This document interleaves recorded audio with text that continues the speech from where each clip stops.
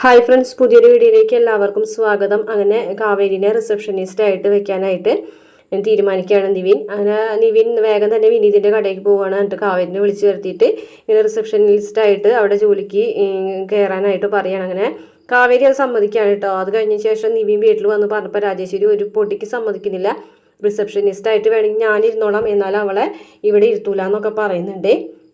ഇതേ സമയം കാവേരിയാണെന്നുണ്ടെങ്കിൽ ഭയങ്കര സന്തോഷത്തിൽ വരികയാണ്. അമ്മ എനിക്കൊരു ജോലി കിട്ടിയെന്ന് പറഞ്ഞിട്ട് ഇങ്ങനെ ജോലിയുടെ കാര്യമൊക്കെ പറയുകയാണ്.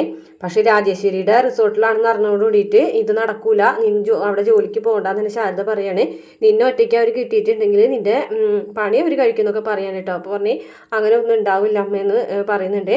എന്തായാലും ഞാനൊന്ന് ജയബാലേട്ടനൊന്ന് വിളിച്ച് നോക്കട്ടെ എന്ന് പറഞ്ഞിട്ട് ജയബാലിനെ വിളിക്കാൻ കേട്ടോ. എന്നിട്ട് കാര്യങ്ങളൊക്കെ പറയുമ്പോൾ ജയബാലനാണെന്നുണ്ടെങ്കിൽ പറയുന്നുണ്ട് ഇപ്പം തൽക്കാലം അവൾക്കൊരു ജോലിയുടെ ആവശ്യമുണ്ട്, അതുകൊണ്ട് തന്നെ ഞാൻ രാജിനെ വിളിച്ച് പറഞ്ഞോളാം, എന്തായാലും ശാരദ വിഷമിക്കൊന്നും വേണ്ട, അവളവിടെ ജോലിക്ക് പോയിക്കോട്ടെ എന്ന് തന്നെ പറയുകയാണ്. അതിനുശേഷം ജയബാലന് ദേഷ്യം വന്നിട്ട് ഇനി അവർ വിളിച്ചിട്ടുണ്ടെങ്കിൽ ഫോൺ എടുക്കരുതെന്നൊക്കെ പറയുന്നുണ്ട്. എന്തായാലും അത് കഴിഞ്ഞതിന് ശേഷം കാവേരി അവിടേക്ക് ജോലിക്ക് പോകാൻ തന്നെ തീരുമാനിക്കുകയാണ്. ജയബാലൻ പറഞ്ഞുകൊണ്ടുകൂടിയിട്ട് ശാരദയ്ക്കും വിശ്വാസമാവാണ്.